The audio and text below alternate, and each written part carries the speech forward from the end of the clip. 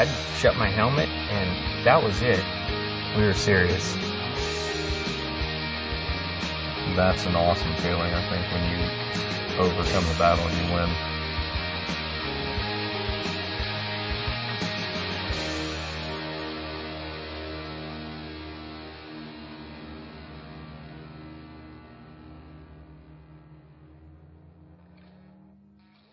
That's why you're in the gym, you're riding a bicycle, you're running up and down the hills, so you can do that last lap.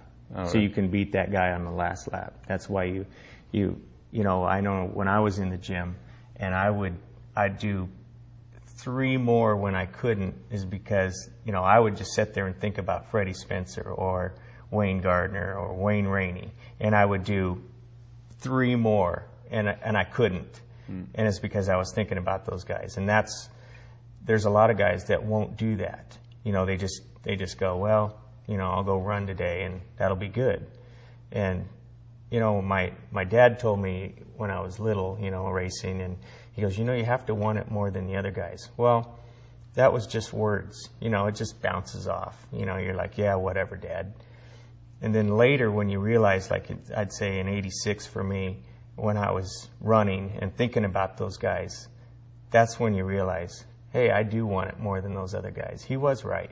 You got to want it more than those other guys, but you have to want that. So yeah, I mean, it's that's the same way I've always thought. And you know, at the end of the races, when things like that happen, or it's a 3-bike, you know, battle, it was just something weird. And I've told Tom, my crew chief, that it's just something I experience on a bike, and I don't know what it is. But there's been so many races where, you know, the whole race I'm holding on by a string. You know, I'm on the back of the group, just struggling, and then I see L6 to go, and all of a sudden I'm there, and I just go, okay, well, how am I'm going to win this. How am I going to do it? And you don't think about struggling. You think about, okay, I got to pass this guy and this guy and do it. And it's funny. And again, when training, thinking about who I want to beat, who I'm training to beat, and I'll be a good example is I'll be riding by myself for 2 or 3 hours on a bicycle, got a heart rate monitor, have a power meter, and I've got all the different stuff going at the same time, looking at stuff and doing the same power, and I start thinking of a race, and I start thinking of what I want to do in that season, and I'll look down and I'm doing the same power, but my heart rate's gone up 15 beats because I'm getting like an adrenaline rush of thinking of something different, and I absolutely know it's what you're pretty talking funny. about. Yeah.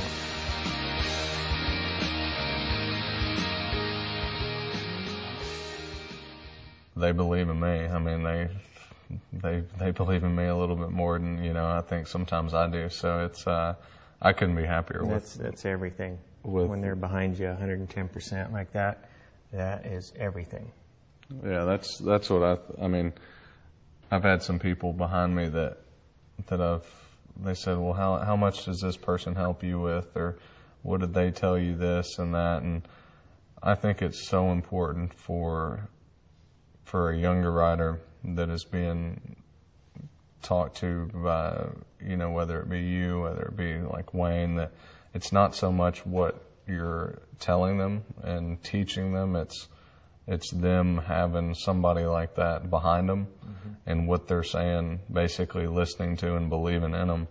And that's huge. I mean, if I come in and we talk, and even if you don't shed any light, you know, to me, but you being there to talk to, listening to, and have somebody of that caliber, believing in somebody, I think that gives that person that much more confidence to get it done. And yeah, it's huge. Right. Yeah, I mean, for me, when I rode with Kenny, or rode for Kenny, he would just go out on the track, and there's not a lot of things I couldn't tell you, you know, how to go faster. That's not possible, but I can go out on the track and I can watch the other guys go around, and I can tell you, hey, this guy's squaring the corner a little more, and he seems to be, you know, rolling through and doing this, that, and the other, whatever.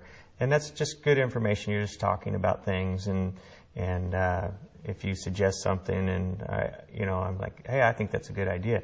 Just things like that. Kenny would do that, you know. It's like, hey, I'm thinking about doing this and that.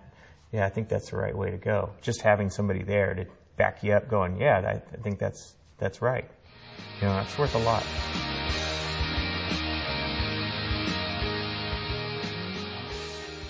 I remember my first time going to a 500 from a super bike, and I just went into Kenny's motorhome and I just went, I was practically in tears. I was just going, I can't ride this. You know, he's, no, just relax. You're going to learn it. It's going to take some time. You know, I would love to ride a 500. I don't know. It'd scare the hell out of me. I know it would. But because when I started watching racing, I really started watching in the 88. 88 to 94, I watched GPs religiously and just not really before that because I wasn't old enough to really understand what they were saying because I was only about 4 or 5 when I started watching it. So, but I mean, so I watched all that stuff and I saw all that stuff and I know how violent they were. I mean, it was ridiculous. But yeah, I would like to ride a 500. I don't know about putting it on the limit, but able to feel the power and no electronic assistant would be pretty cool. Well, you wouldn't want to ride a 500 because what you're riding today, it's so removed, and it would be miserable to ride because the tires are crap and the suspension's crap, and then, you know, the power would come in so hard that it would just, you know, it'd want to high side you. And from what you know, it wouldn't be fun. I mean, I'm just telling you right now, you just do a lap on it and just go, that's crap, and then, you know, that'd be the end of it.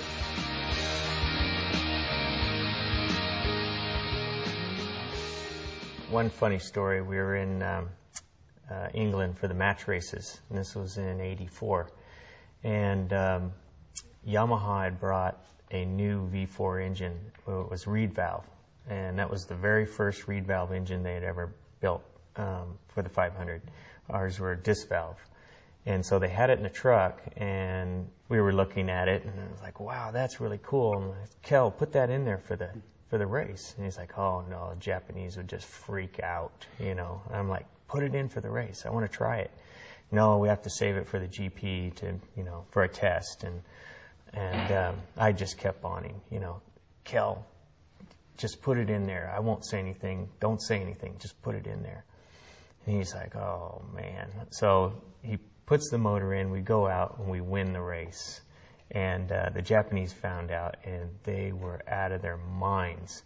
But we knew it worked. So there was phone calls to Japan and all kinds. I was in trouble, and Kel was in trouble, and I'm just like, well, then fire us. If you're that pissed off, go ahead, just fire us. And they're like, no, I don't think we can do that.